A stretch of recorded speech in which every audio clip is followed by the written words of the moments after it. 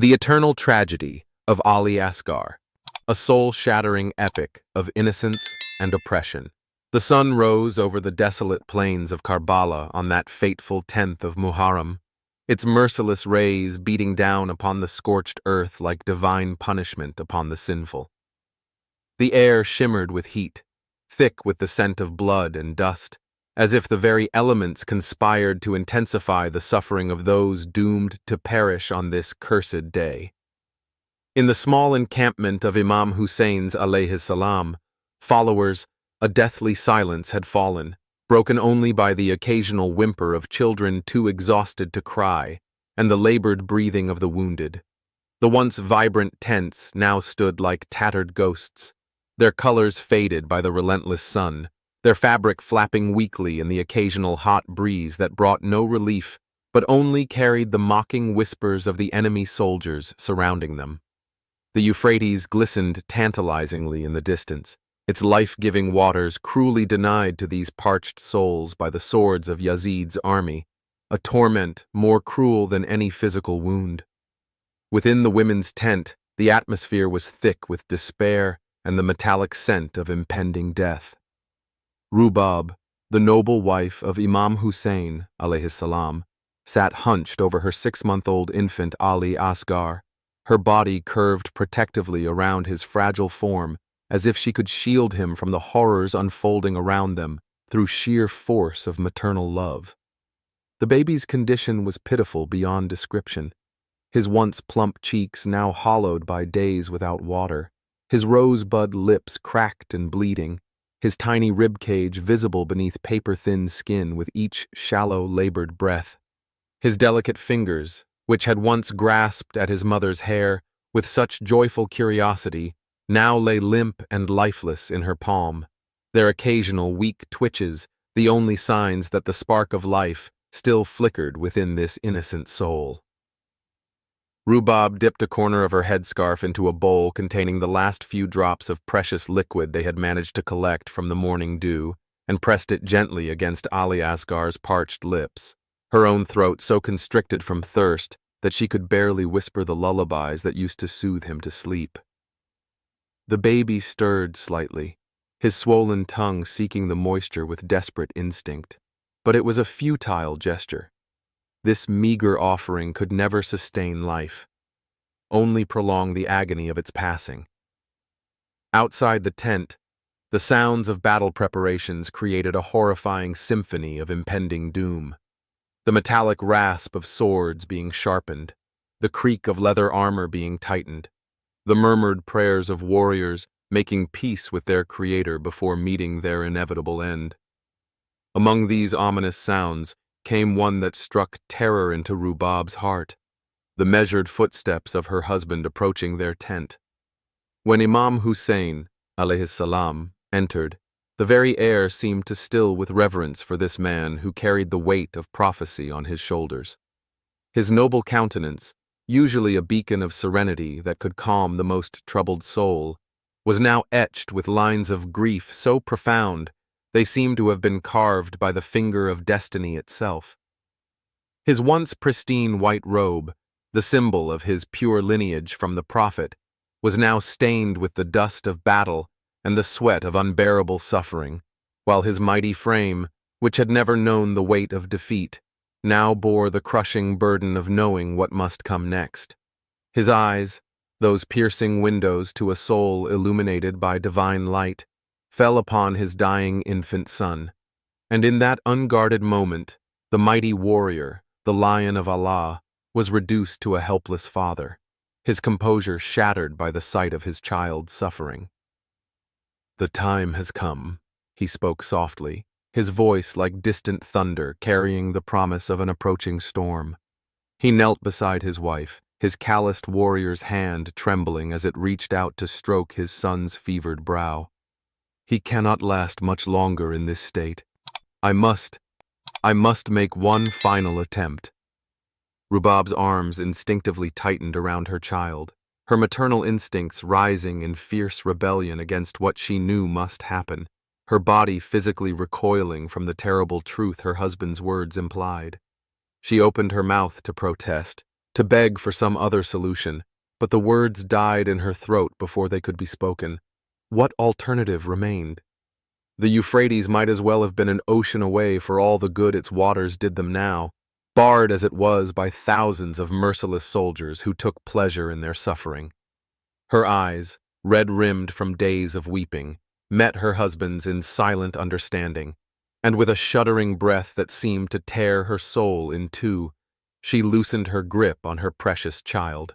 The walk from the tent to the battlefield became Ali Asghar's final journey. Each step, Imam Hussain, alayhis salam, took heavier than the last, his arms trembling not from physical weakness, but from the unbearable emotional weight of what he was about to do.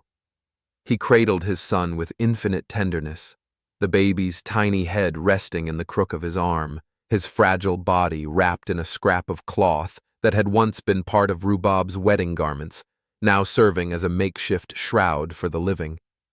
As they passed through the camp, the remaining women and children fell silent, their eyes wide with horrified understanding, their hands rising to cover mouths that wanted to scream in protest, but had no breath left for anything but silent prayers.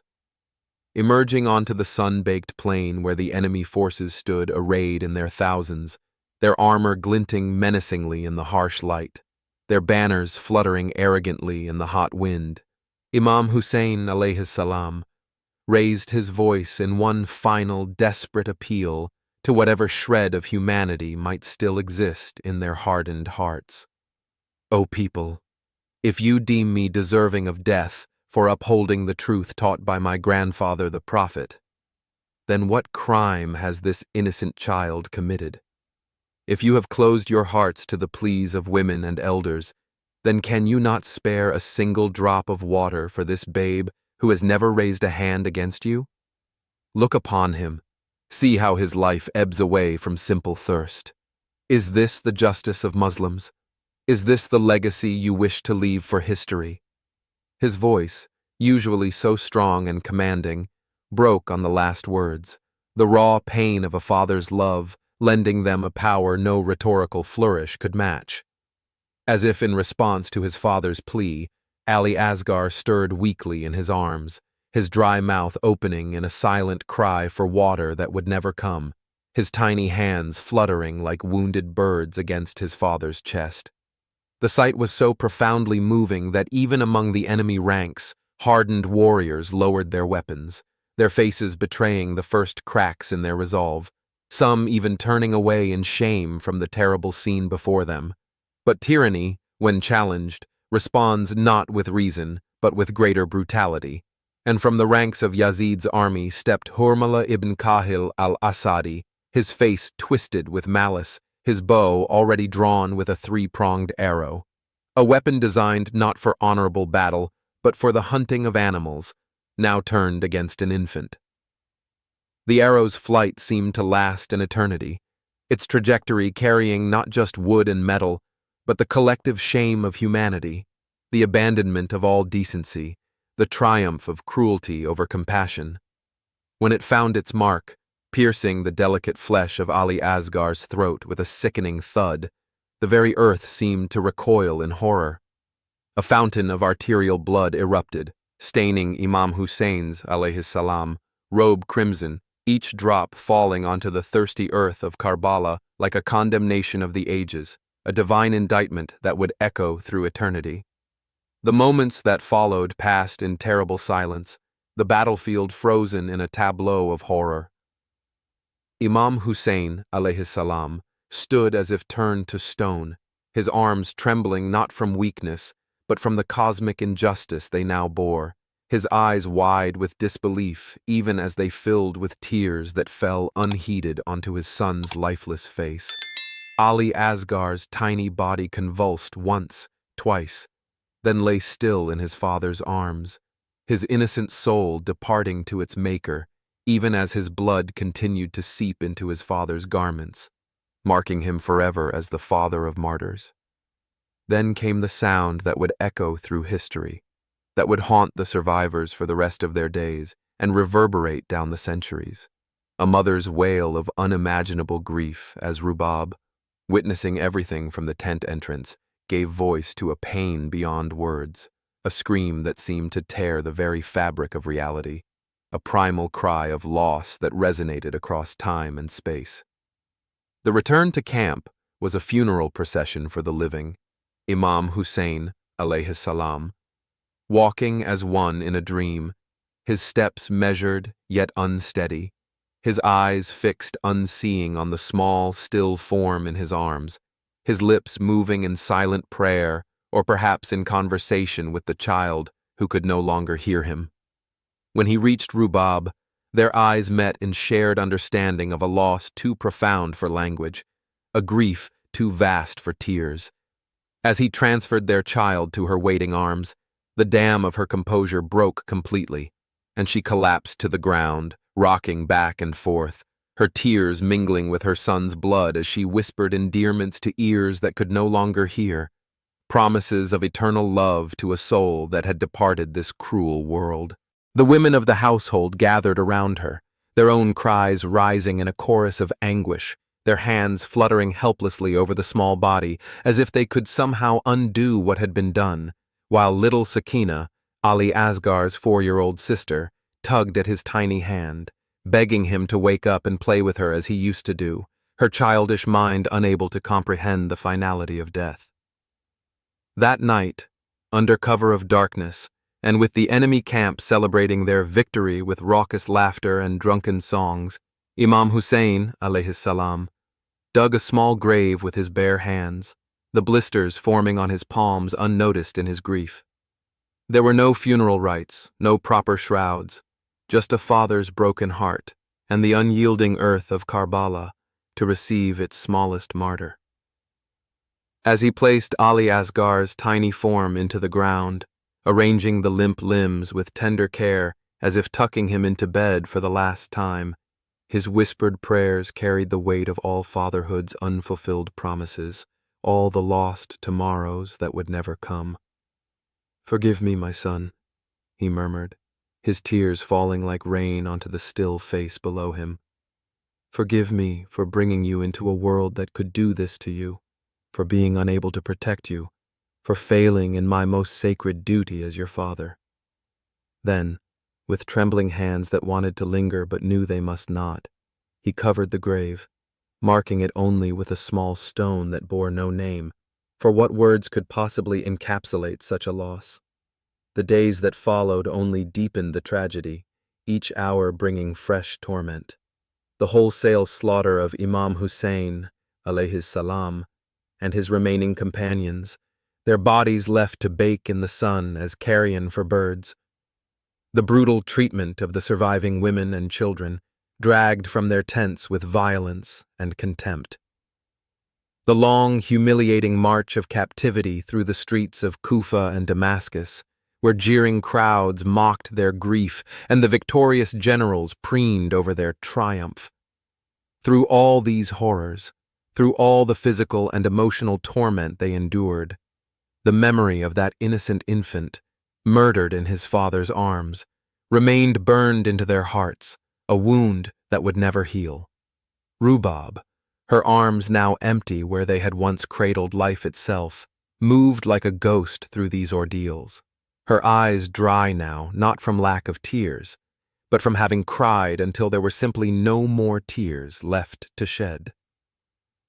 At night, in the darkness of their prison cells, the women would hear her whispering to the child who was no longer there, singing the lullabies that had once soothed him to sleep, her mind retreating to some safer place where her baby still lived, still needed her.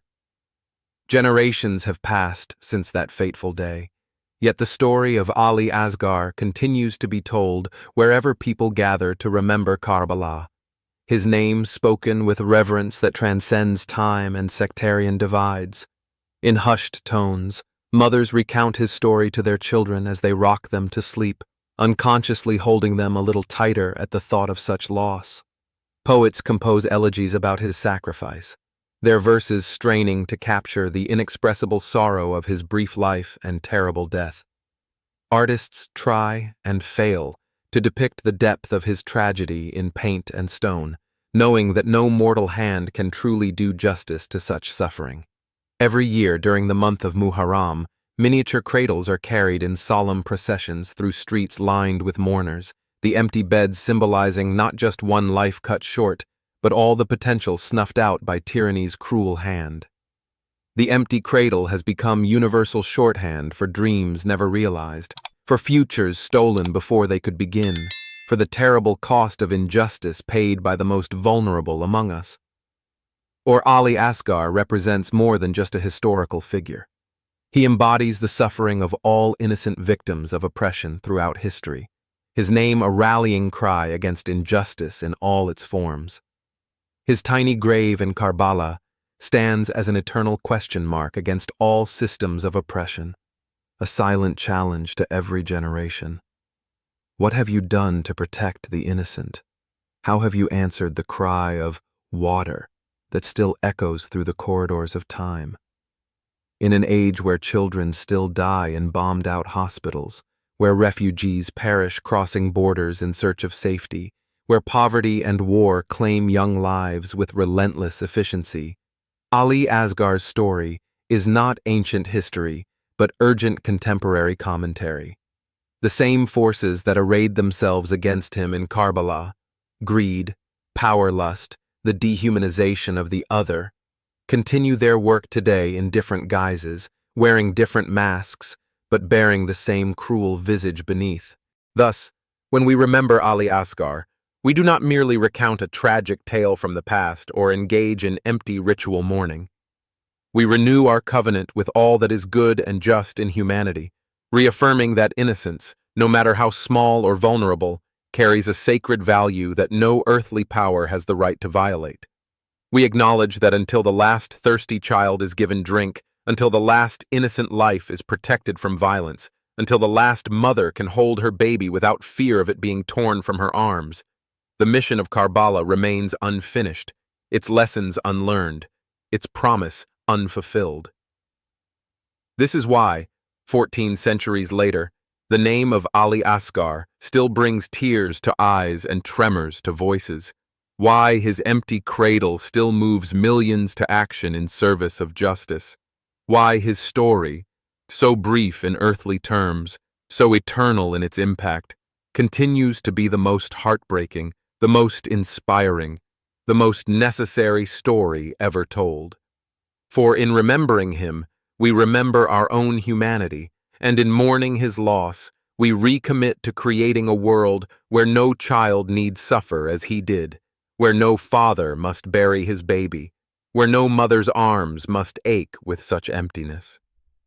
This is the legacy of Ali Asghar, not just a martyr to mourn, but an ideal to live up to, a challenge to answer, a light to guide us out of darkness.